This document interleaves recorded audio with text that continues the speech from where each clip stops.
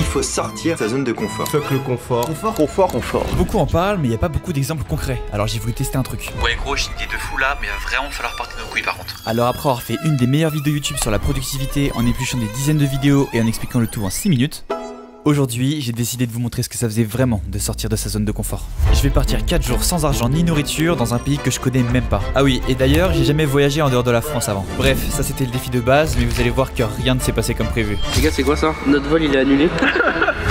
Du coup voilà gros, t'es chaud, on le fait ensemble ou pas? Bah franchement, ouais, vas-y.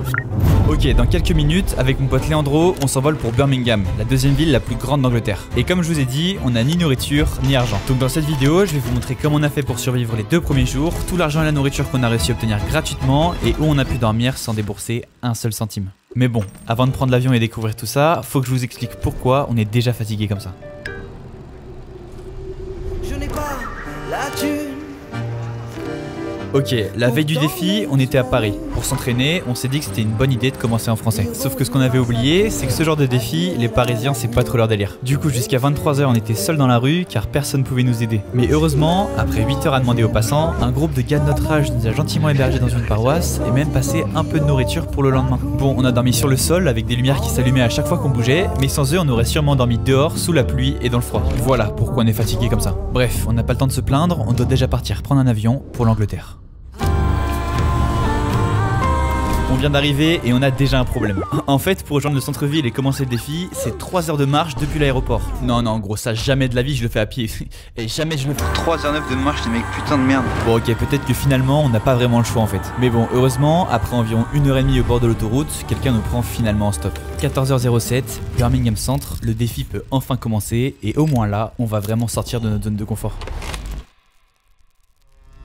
Donc là, première mission de la journée, on va se poser. Hier soir, quand on a dormi à la paroisse, il y a des jeunes qui nous ont donné du savane et des briques de jus de pomme. On va sûrement les déguster et on voit ce qu'on fait. Leandro, t'es prêt? Ouais. Bon, on est juste fatigué de fou en fait.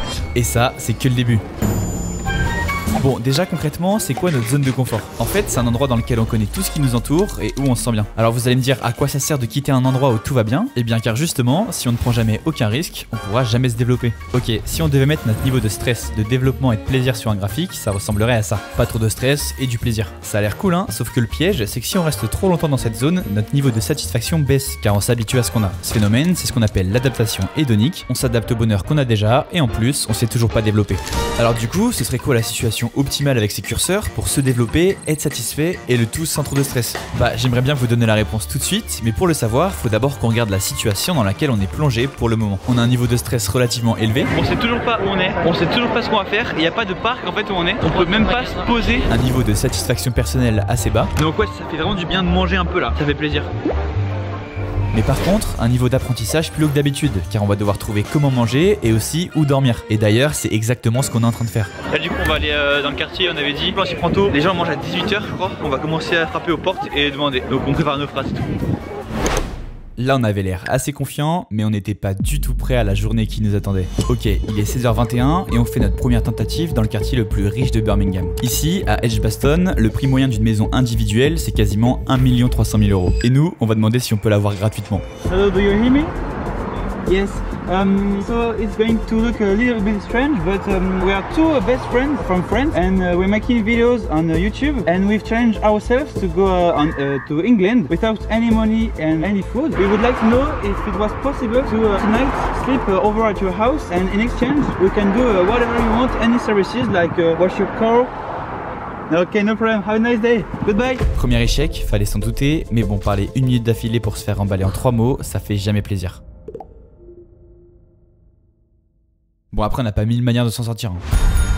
Hello. Hello. Hi, hello. I'm sorry to bother you. It's going to be a little bit strange, but we are two French friends who are from France. We've challenged ourselves to go to a random country without any money and food. And in order to renew the human link, we would like to know if in exchange of any services like wash your car, your dishes, whatever you want, it could be possible tonight to just welcome us for one night. I'm In order to... Thank you. Goodbye. I'm afraid not, sorry. You rung the wrong bell. I'd love to help. I've got a little kid. Thank you very much, thank you. Okay, no problem. Have a nice day. Have a nice evening. Alright, no problem. Que des refus. Si on rentre, c'est une dinguerie. Hello. We went to maybe tonight sleep at your place. Tomorrow might be a little bit better. We'll have a place to stay tomorrow night. Thank you. Okay. Thanks so much. I hope you find some place tonight. Yes, we hope to. Have a nice evening. Okay. Goodbye. Malheureusement, on sait absolument pas si cette dame nous ouvrira demain. Et pour ce soir, on n'a toujours ni à boire, ni à manger. Alors dans ces moments-là, on peut se reposer sur qu'une seule de nos qualités. Et c'est exactement celle qu'on va utiliser. I'll give you some. Oh, thank you so much. Je m'attendais à un petit cookie, carrément, elle nous fait un truc qui fait 20 km. 5 pounds each for you. Oh, alors les gars, ce soir on rentre pas. Hein. On a eu 10 pounds, on a acheté une encore. On a un peu d'argent, un peu de nourriture, mais on n'a toujours pas le plus important, un toit pour ce soir. Et comme si c'était pas assez, Leandro est malade.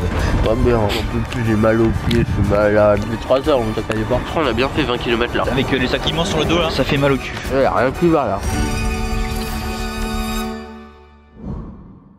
Si on est autant fatigué, c'est qu'on a demandé à énormément de monde. Et sur quasiment 50 demandes en 5 heures, on a obtenu pas mal de résultats intéressants. Déjà, lorsqu'on frappait à une porte, on avait en fait seulement une chance sur 2 que quelqu'un nous ouvre. Parfois on apercevait des gens, mais ils n'ouvraient pas, et parfois il y avait tout simplement personne. Et paradoxalement, c'était aussi désagréable que de se prendre un refus. On percevait ça à chaque fois comme un échec, et une maison en moins à qui on pouvait demander. La plupart du temps, lorsque les personnes nous ouvraient, elles ne voulaient tout simplement pas nous aider. Et ça représente 14 refus, soit environ un tiers de nos tentatives. Heureusement, des fois les gens étaient gentils. Dans 6% des cas, on a obtenu de la nourriture après avoir toqué, et dans 8% des cas, de l'argent, environ 10 pounds à chaque fois. Le seul oui qu'on a obtenu, c'est pour demain, et encore, rien n'est sûr. Donc malgré tout ça, on n'a toujours aucun endroit où dormir. Bon, les gars, là on n'en peut vraiment plus. On n'a plus de batterie sur la caméra non plus, ça clignote en rouge là comme ça.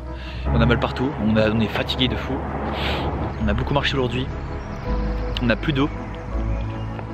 On veut juste une douche, mais même une assiette de pâtes et un endroit où on peut juste s'allonger et c'est moelleux genre. Pour moi et pour Leandro c'est compliqué. On sait pas quoi faire donc on va encore demander à des gens et sinon je sais pas, on va dormir dehors mais ça fait 2 nuits d'affilée qu'on va pas dormir, c'est très très dur. Et en plus, la nuit commence à tomber. La dernière personne qui nous a donné un peu de nourriture nous a conseillé d'aller à The Vale, le quartier universitaire de Edgbaston. Il nous a dit que là-bas on pourrait trouver des étudiants sympas et c'est exactement ce qu'il s'est passé. Ok les gars, quelqu'un vient vraiment de donner 30 €, genre hyper gentil, une famille, enfin un enfant et sa mère. On peut trouver un hôtel mais on va vraiment essayer jusqu'au bout de trouver des gens et si vraiment il n'y a pas, avec l'argent que les gens nous ont gentiment donné, du coup on va vraiment acheter un hôtel je pense. Il y a quelqu'un qui a vraiment laissé sa bouteille là comme as, on va la récupérer. On va acheter une d'approche, on va leur dire est-ce que c'est la vôtre? Et vous savez, c'est souvent quand on est au plus bas, assis sur un banc, que la chance nous sourit. Ok, bon les gars, mais là c'est une dinguerie ce qui s'est passé. On n'a pas pu filmer parce qu'on avait plus de batterie. On a passé une journée de zinzin quand même. Déjà, selon l'application de Leandro, on a fait aujourd'hui 20 km de marche. On avait pied en feu. Tout à l'heure, il était vraiment tard. On savait plus quoi faire. Sur un banc, il y avait des jeunes. Et du coup, on leur a demandé. Et la meuf, elle nous a dit directement ouais, bah vous voulez dormir dans mon sofa si vous voulez. Et du coup, je fais ouais, bien sûr. Oui, bah vas-y, pas de soucis. Elle demande sa pote elle est d'accord. L'appart, c'est vraiment tout ce qu'il nous fallait. C'est juste la colocation. Et après, il y a une bedroom. Et en plus, regardez toutes les bouteilles qu'il y a. Enfin, c'est des collections de soirée. Des petits trucs avec. Bref, on va pas citer son nom. D'ailleurs, la meuf qui nous a dit oui, elle s'appelle Liv. Merci Guy. Merci Liv. Donc là on se retrouve juste dans la meilleure position possible. On a plein de nourriture d'ailleurs. On avait ça, des haricots, barre chocolatée. Ça c'est énorme au chocolat. Et c'est pas fini. Déjà on a une bouteille d'eau, 2 bouteilles d'eau gratuites, c'est des granolas britanniques. On a du pain et on a aussi encore des briques de jus de pomme et du savane. Regardez la vue. La vue c'est une dinguerie. Ouais franchement c'est vraiment cool. Hein. On va manger encore un peu. On va manger cette merde là. Et après on va dormir. À demain. Bisous.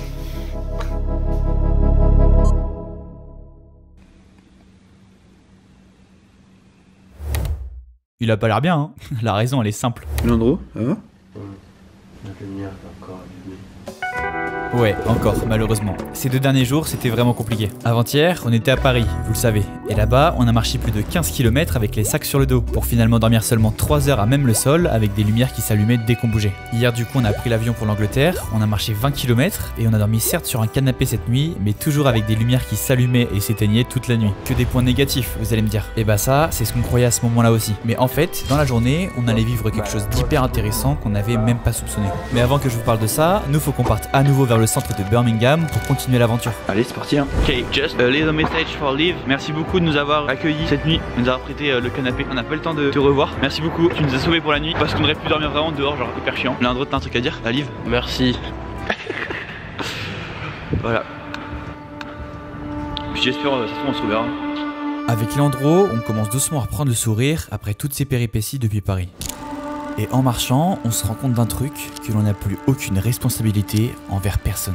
On est complètement libre de faire ce qu'on veut dans ce pays, à des milliers de kilomètres d'une vie pourtant bien confortable. On n'est pas assis sur une chaise à écouter un prof, on n'est pas en train de travailler pour un patron, juste on vit, tout simplement. Comme si on avait créé une bulle depuis 2 jours dans laquelle le monde était léger et loin de tout. C'est vrai, on a quasiment rien, à part un sac à dos chacun et de la nourriture pour aujourd'hui. Et c'est là qu'on se rend compte d'un autre truc, c'est quand on a rien qu'on a tout à offrir. En 1845, Thoreau, un célèbre philosophe et poète américain, décide de quitter son village pour s'installer seul dans les bois, dans une petite cabane. Et s'il estimait jusque-là qu'il y avait une certaine dignité dans le fait de travailler, pour s'offrir un confort stable et subvenir à ses besoins, il s'est rendu compte que dans cette forêt, il pouvait vivre avec beaucoup moins en étant tout aussi heureux.